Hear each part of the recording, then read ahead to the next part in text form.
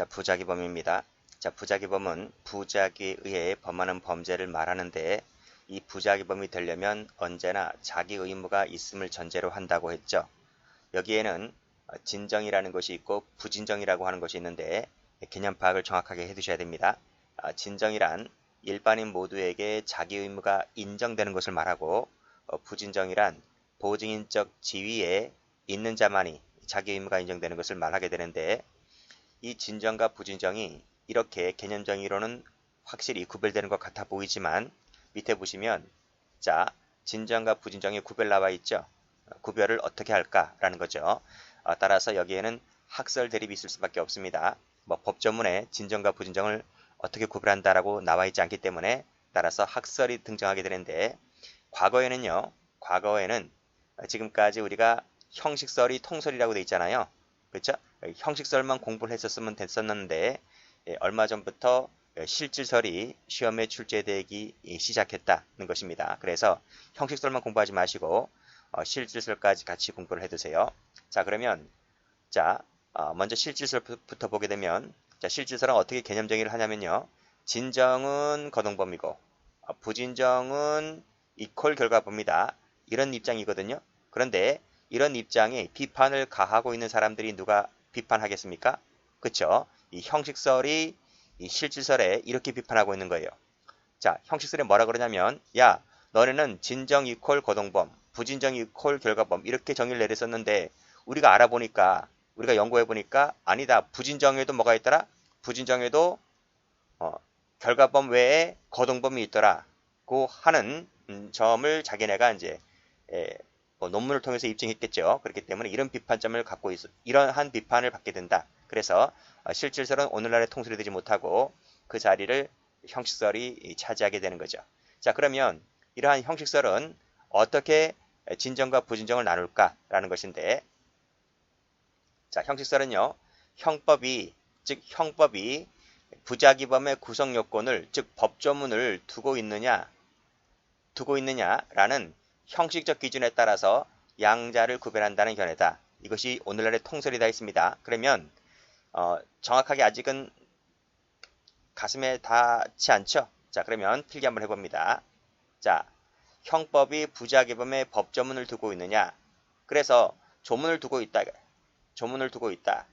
그러면 땡땡 이것은 진정이고 조문을 두고 있지 않다. 그러면 이것은 부진정이다. 이런 말입니다. 이러한 형식에 따라서 양자를 구별하겠다는 것이죠. 그래서 이 형식설에 따랐을 때 이렇게 진정과 부진정을 한번 나눠봤습니다. 자, 그러면 진정 볼까요? 자, 법률에, 즉 법조문에 명문으로 부작이라고 실현될 수 있도록 규정한 범죄. 그것이 바로 뭐다? 진정이다. 이런 말이죠. 자, 법조문을 찾아보면 뭐뭐하지 아니한 자 이렇게 뭐뭐하지 아니한 자는 얼마에 처한다라고 했을 때 뭐뭐하지 아니한 자를 즉 부작위를 법조문에 명시를 해놨죠. 이것이 진짜다 진짜 이런 말입니다. 자, 그래서 그러한 뭐뭐하지 아니한 자를 형법조문에 싹 다 뒤져보니까 총 5개가 나옵니다. 그 5개를 제가 한번 밑줄을 그어볼게요. 다중, 불해산이죠. 불해산, 해산하지 아니한 자 이런 말이고 불응죄, 퇴거하지 아니한 자 이런 말이고 명령위반죄, 명령에 위반한 자 이렇게 돼 있죠. 계약불이행, 총 우리 형법에 5가지가 있습니다. 여기서 노트 펴볼게요.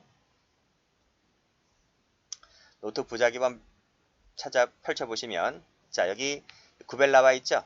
구별 나와 있고 여기 형식설에 따랐을 때는 자, 진정 나와 있습니다. 그래서 법조문에 부작이라고 규정해 놓은 것이 총 몇 개다? 5개다. 그래서 불퇴거, 퇴거에 불응했다, 해산에 불응했다, 집합에 불응했다, 이행에 불행했다.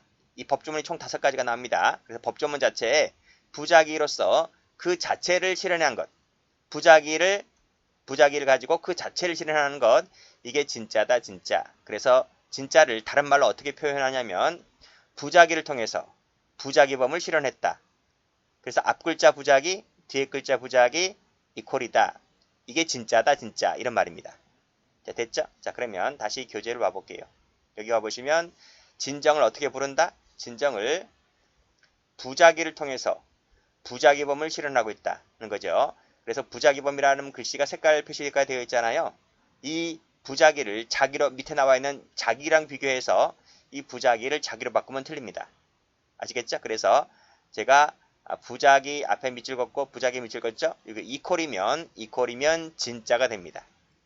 됐나요? 그렇게 암기를 해 두셔야 돼요. 자, 그래서 여러분들은 여기다가 색깔을 칠하세요. 이 부작위범이라는 글씨를 자기범이라고 바꾸면 틀리다는 거죠. 자, 그렇게 정리를 해 두시고, 자, 부진정이라고 하는 것은 법조문 자체는 자기범이라고 규정을 해놨습니다. 그렇지만 법조문은 그렇게 규정해놨지만 이를 부작위로서도 실현할 수 있는 범죄를 부진정이다, 짝퉁이다 이런 말이죠. 그래서 법조문에는 뭐뭐한 자라고 돼 있죠.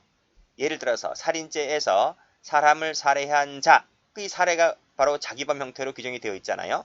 그렇지만 이 자기범 형태로 규정해 놓은 것을 부작위로도 실현할 수 있는 범죄를 짝퉁, 그래서 부진정이라 한다 이런 말입니다. 그래서 다시 노트를 펴보시면, 자, 이 부진정이라고 하는 것은, 자, 법조문 자체는 자기범이라고 규정을 해놨지만, 즉 살인죄에서는 살해라고 규정을 해놨지만 이것을 부작위로도 미투, 그쵸? 부작위로도 실현할 수 있는 범죄를 말한다 이런 말이죠. 그래서 제가 살인죄를 갖고 설명드렸을 때 밑에 보시면 A가 B를 칼로 찔렀다. 이게 자기죠.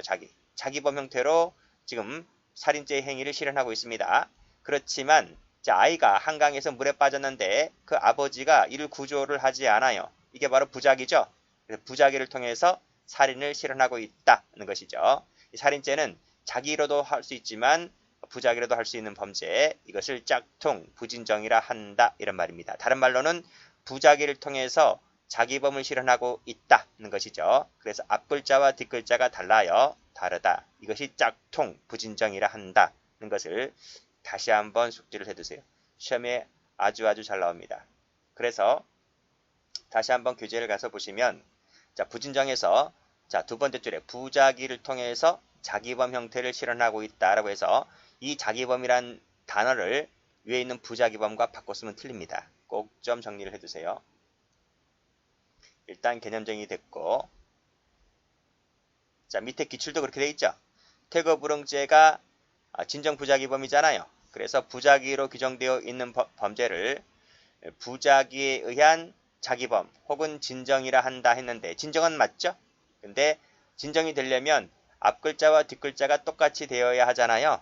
근데 지금 다르죠? 앞글자와 뒷글자가 다르기 때문에 이게 틀렸다는 거예요. 그쵸?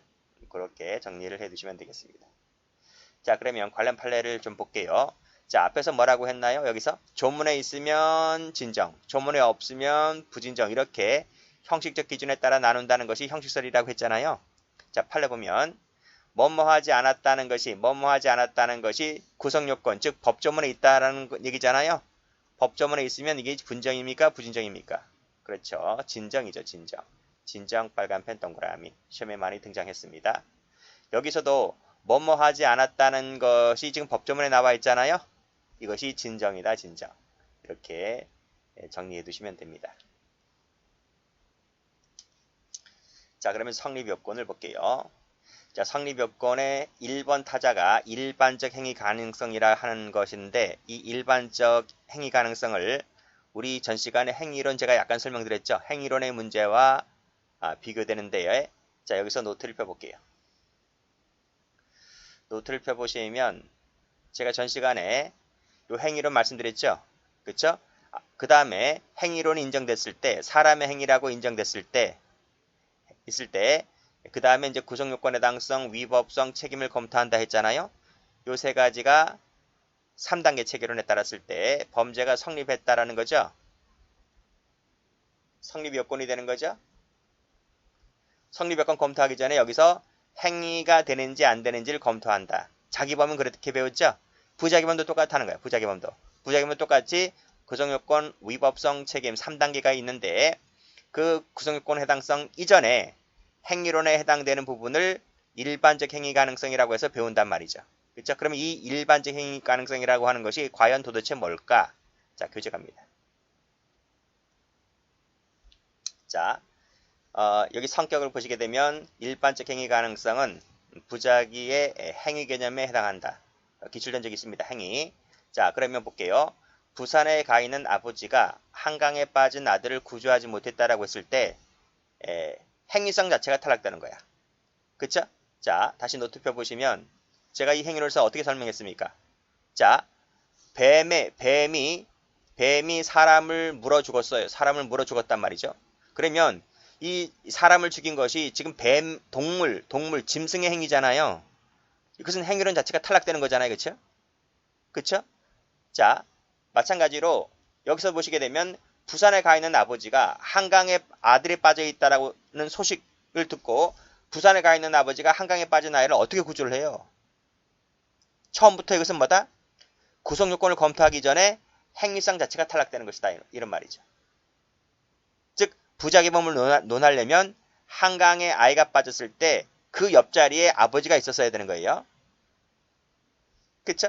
그래서 그런 행위 개념과 비교되는 것이 바로 뭐다? 일반적 행위 가능성이다. 이렇게 정리하시면 되겠습니다. 자, 동그라미 2번 체크 한번 해보시고 일반적 행위 가능성은 보통 시간적, 장소적 상황과 관련되어 있는 것이 보통이다. 이것처럼.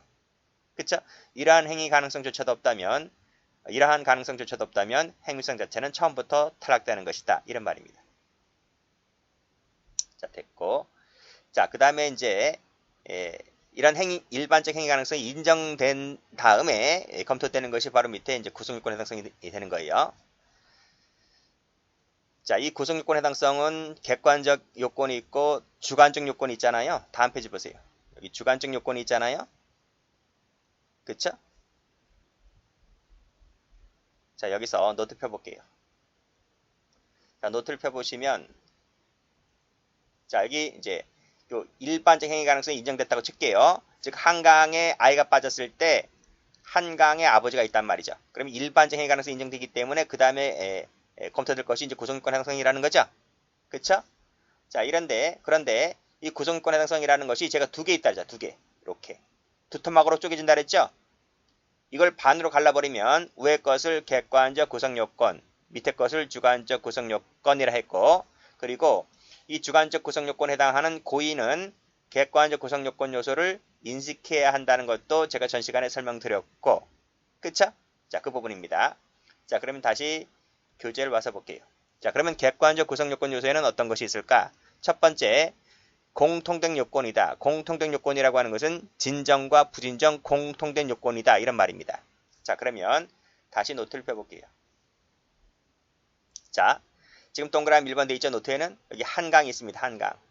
한강에 아이가 물놀이를 하다가 여기 이 한강이라는 한강이라는 이 그림을 좀 더 제가 키워봤습니다. 이렇게 확대를 해서 키워봤는데 자, 이 한강입니다. 한강. 이제 파도가 치고 있는 거예요. 약간 물결이 치고 있는 거예요.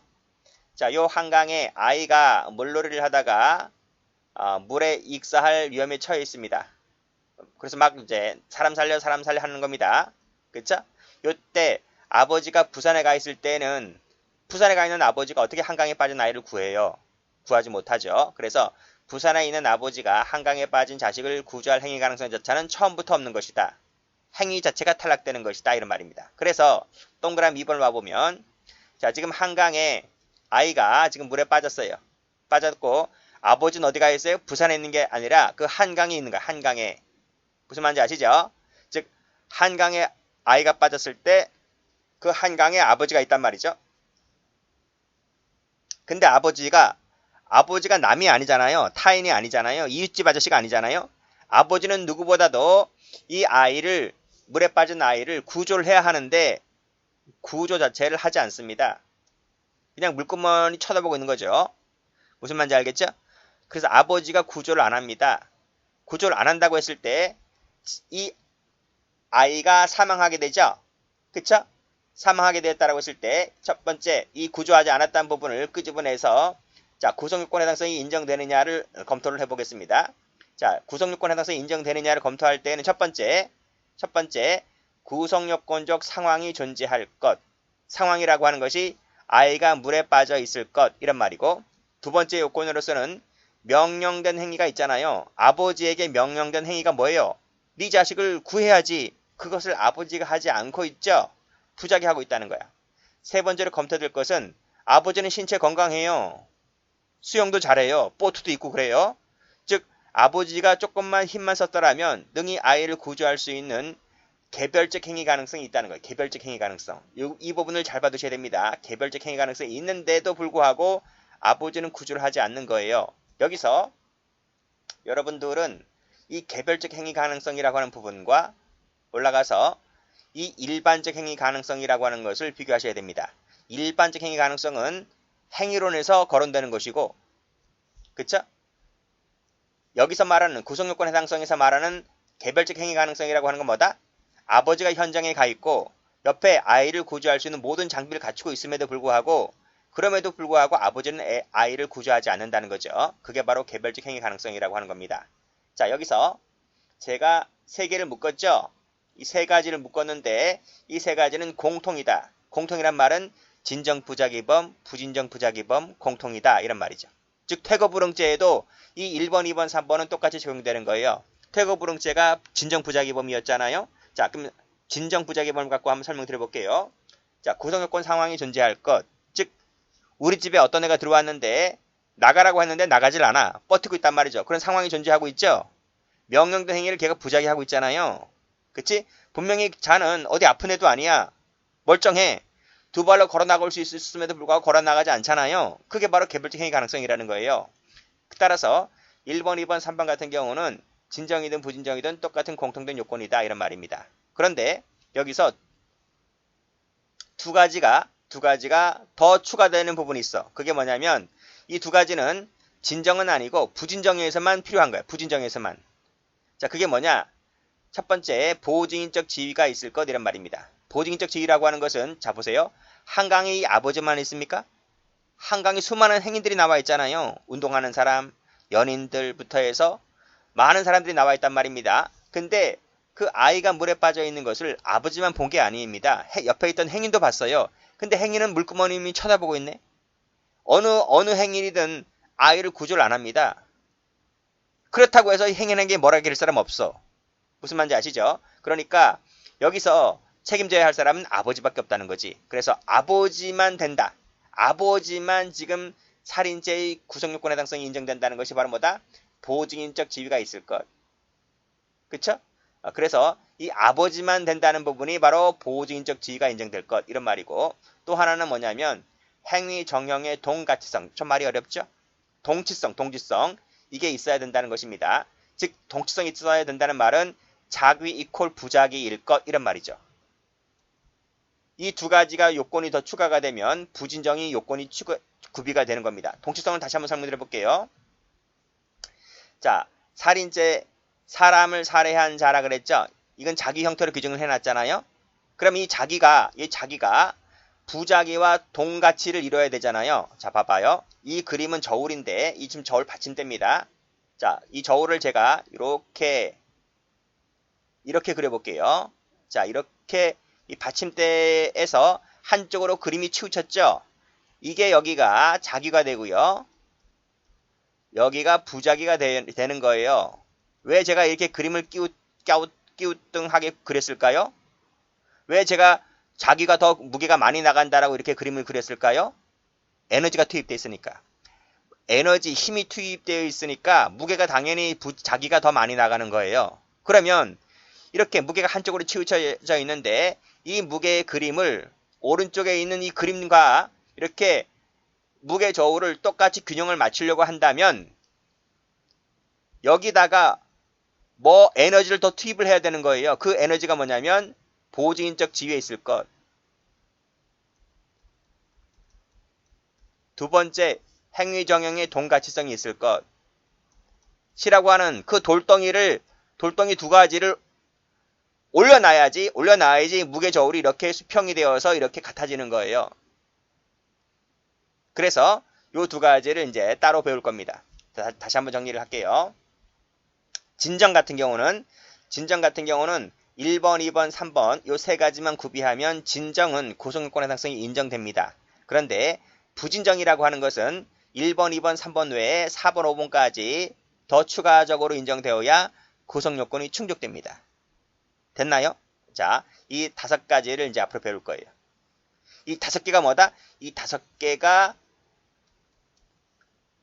적지 마세요. 뒤에 나오니까요. 구성권의 당성에서 객관적 구성요건 요소이다. 이런 말이에요. 이 5가지가. 그쵸? 밑에 고의가 있겠죠? 이 고의라고 하는 것은 이 5가지를 인식하면 부진정 구성요건 요소가 충족되는 거예요. 그 그림이 다음 페이지에 나와 있단 말입니다. 여기 보면. 여기 나와 있죠?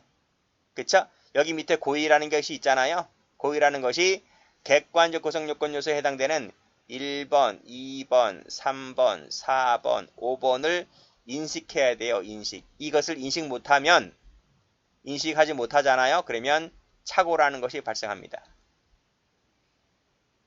그 인식이 뭐야? 1번, 2번, 3번, 4번, 5번 중에서 조심할 것은 개별적, 지위, 이 2가지를 조심하셔야 돼요. 왜 2가지를 제가 유독 조심해야 되냐 하냐면 비교되는 단어가 나오잖아. 비교되는 단어가. 그 비교되는 단어가 뭘까요? 옆에 일반적과 비교하셔야 돼. 개별적은 일반적과 비교하셔야 돼. 일반적은 행위론에서 거론되는 것이지 객관적 구성요건 요소가 아니죠. 그래서 이것은 인식할 필요가 없는 거예요.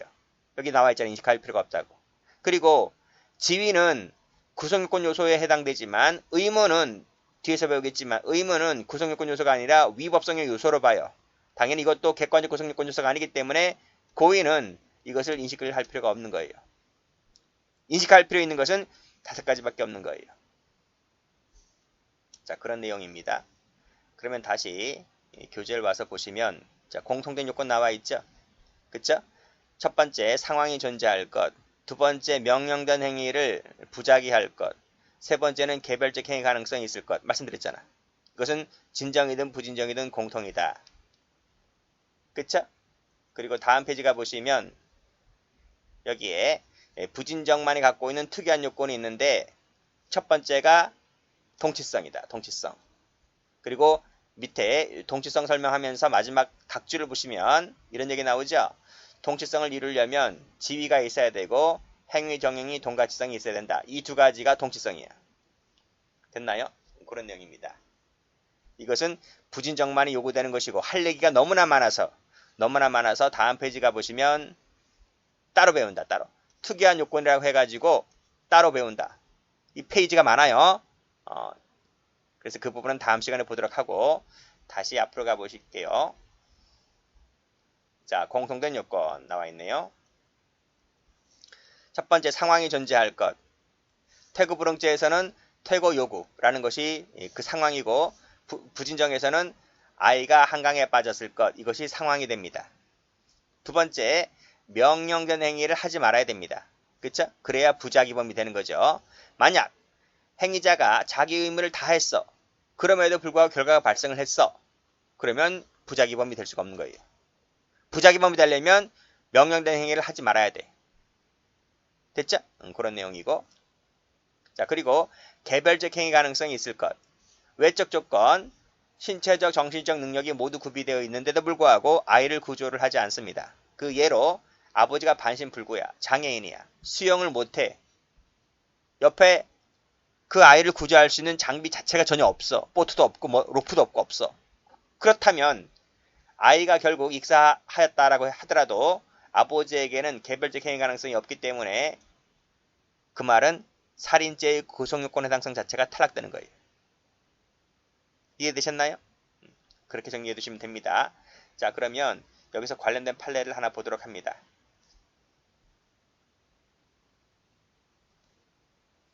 이 판례가 오래된 판례인데 시험에 딱 한 번 나왔어요. 공무원 시험이 아니고 저 사법시험에 한 번 나왔는데 읽어보도록 할게요. S은행, 제일은행? S은행이니까 제일은행은 아니죠. 자, S은행 은행장 갑은 S은행을 주거래 은행으로 하여 거래하여 오던 A회사의 기업 경영 상태가 부실하여 부도 처리될 위험성을 알고 있었는데 이 회사가 그 채무를 자체 자금으로 상환할 수 있는 능력이 없음을 알고서도 자체 자금으로 상환할 수 있는 능력이 없대요. 자, 기존 대출금을 자체 상환하는 조치를 취하지 않았다. 부작이란 얘기잖아요. 그쵸? 자, 결국 그 회사는 도산했고 S은행은 막대한 손해를 보았다. 갑의 주책은 뭘까요? 하는 거예요. 자, 부작위 했다고 해서 다 죄가 되나요? 부작위가 되려면 첫 번째 요건. 일단 상황이 존재할 것, 명령된 행위를 부작위할 것, 개별적 행위 가능성이 있을 것, 특히 개별적 행위 가능성 관련된 거야. 그쵸? 자, 판례가 뭐라 해요?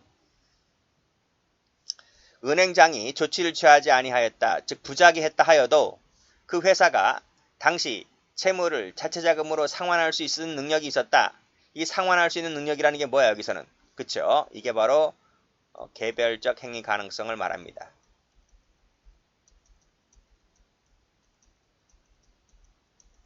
이것이 있었다는 사실이 전제되어야 하는데 전제가 되지 않았기 때문에 배임죄로 처리할 수 있다 없다? 없다는 거야. 그래서 개별적 행위 가능성 관련된 것을 언급하고 있는 판례입니다. 그렇게 정리를 해두시고 특유한 요건 말씀드렸고 그리고 결과 발생, 부진정은 결과범이죠. 결과범에 해당하기 때문에 따라서 결과도 발생해야 되고 결과범이라서 이제 인과관계 등을 검토하고 결과범이기 때문에 미수도 나올 수가 있겠죠. 자, 됐습니다. 자, 주관적 요건 아까 말씀드렸어요. 노트를 펴보시면 이 부분이죠. 이 부분. 이 고의라고 하는 것은 이 5가지를 인식해야 된다. 그 중에서 조심할 것은 개별적과 지위다. 이렇게 말씀드린 바가 있습니다. 자, 다시 오면 여기 나와 있죠? 여기 고의라고 하는 것은 상황이 존재할 것, 명령된 행위를 부작위할 것, 개별적 행위하는 가능성을 인식해야 되고 부진정에서는 추가되는 것이 보증인적 지위와 동가치성 이런 것들 다 인식을 해야 되는데 중요한 것은 이 부분이다. 여기하고 여기 동그라미 치세요. 각주에 나와 있습니다. 각주를 보시면 자 일반적은 아니다. 그쵸? 일반적은 아니다. 의무도 아니다. 이 부분도 기출입니다. 자 됐고 여기서는 이렇게 동그라미를 쳤어요. 자 과실 관련되어 있는 것인데 여기 형법상 나와 있죠. 두 번째 줄에 세 번째 줄에 형법상 진정 부작위범의 과실은 처벌정이 없어서 과실범의 문제는 부진정에서만 논의가 된다. 요거 밑줄 그어두시고 이 부분은 다시 부작위범 저 맨 끝에서 설명드리도록 합니다. 자 그리고 부진정입니다. 동그라미 검은색 동그라미 치시고 진정은 밑줄 X. 형법상 그래요. 형법상은 진정 부작위범의 과실범 처벌정이 없습니다. 이것도 기출입니다. 자 그리고 이제 구성요건 해석이 끝났잖아요. 노트 펴보세요. 노트 펴보시면